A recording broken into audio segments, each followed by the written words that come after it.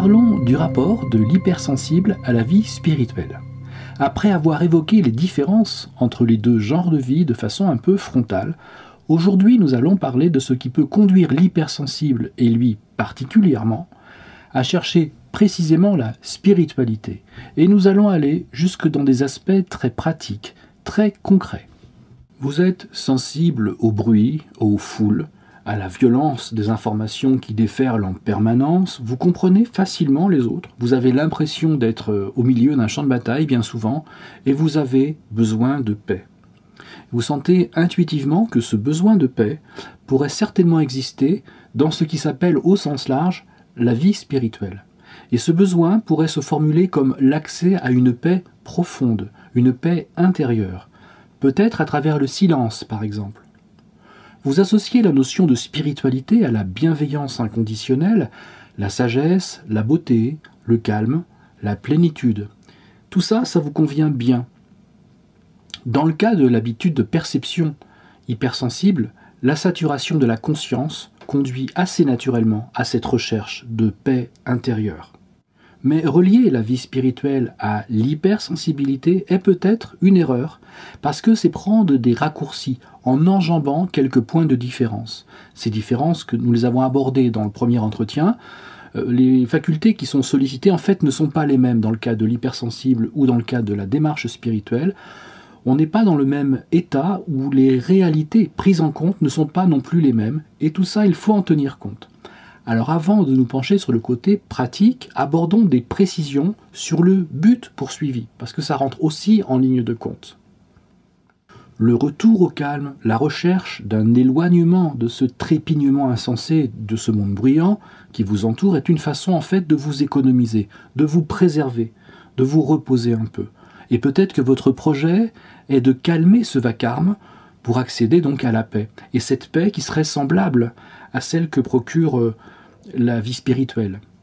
Dans cette démarche, il arrive que des personnes se précipitent sur des manifestations de la vie spirituelle en tentant d'acquérir la confiance en soi, pour devenir plus sereine aussi, ou communiquer de manière plus positive, ressentir de la bienveillance à tout moment, comme s'il s'agissait en fait d'un but à atteindre, alors que la réalité, c'est peut-être que ce n'est qu'une conséquence. D'autant qu'il y a quelque chose qui motive l'hypersensible. Les personnes qui mènent une vie spirituelle semblent être en mouvement, entre guillemets. C'est-à-dire non seulement elles ont un but dans leur vie semble avoir un sens, mais elles semblent être au bon endroit, au bon moment, où il y a un sens à ce qu'elles font, ou dans lequel elles s'inscrivent assez naturellement. Elles ne sont pas dans l'agitation, mais dans l'action. Et ça intéresse précisément l'hypersensible.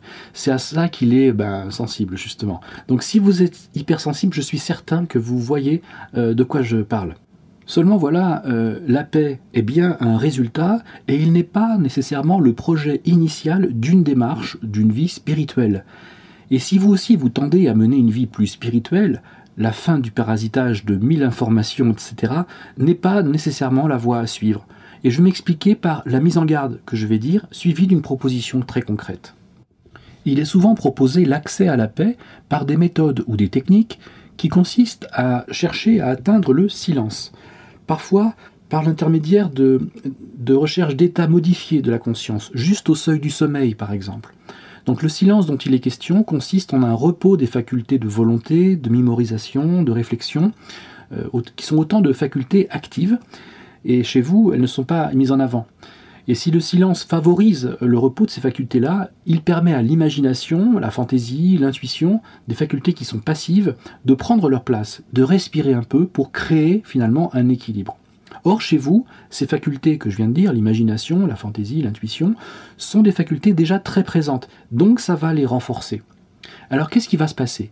Eh bien, vous allez diriger ces facultés sur le silence, sur l'obtention du silence. Vous allez imaginer, vous rendre intuitif autour de cette notion de silence.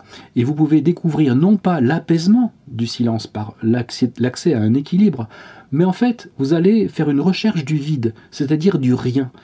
Et là, ça n'a rien à voir avec le silence. Ce vide que vous pourriez atteindre peut devenir paralysant, car votre état, déjà très réceptif, d'hypersensible, qui amplifie ce qu'il perçoit, va aussi démultiplier ce vide, amplification du silence que vous cherchez.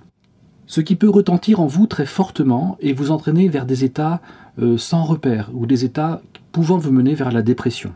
Et cette approche aura donc pour conséquence d'ouvrir ou d'élargir l'absence de frontières entre soi et le monde qui n'est pas soi, le monde infrasensoriel, un monde en dehors de soi. Donc je me permets cette mise en garde, si vous êtes hypersensible et que vous aspirez à une vie spirituelle, je vous déconseille les approches qui vous proposent d'aborder le silence. En revanche, si vous recherchez une vie spirituelle qui aura pour effet, dans un deuxième temps, de vous apporter la paix, c'est-à-dire la paix comme une conséquence, il s'agit de mettre les choses à leur place, de remettre les choses à l'endroit. Et je vous propose non pas de renforcer une attitude de réceptivité, mais au contraire de vous mettre en activité, en vous exprimant, de votre mieux, en cherchant à vous concentrer sur ce qui est réellement important, de formuler en faisant sortir de soi, par exemple en parlant. Mais vous vous demandez peut-être de quoi je suis en train de parler. Vous le savez sans doute, mais la prière est utilisée dans toutes les spiritualités. Et mon conseil serait plutôt de pratiquer la prière comme support de votre vie spirituelle plutôt que de rechercher le silence, par exemple. Je vous propose à travers la prière d'exprimer vos attentes, vos demandes, vos espoirs, etc. En fait, la palette est très large dans ce que vous pouvez exprimer à travers une prière. Et je précise, une prière non pas tournée vers votre intériorité ou votre imagination, et finalement vous-même, mais une prière vers Dieu. Je vous renvoie vers une série d'entretiens sur ce sujet que j'ai fait au début de l'existence de cette chaîne, bon pas spécifiquement pour les hypersensibles, donc voyez si ça peut vous être utile. Il y a évidemment plein de propositions déjà existantes sur le net, il y a des exemples, il y a des tutos, il y a tout ce que vous voulez.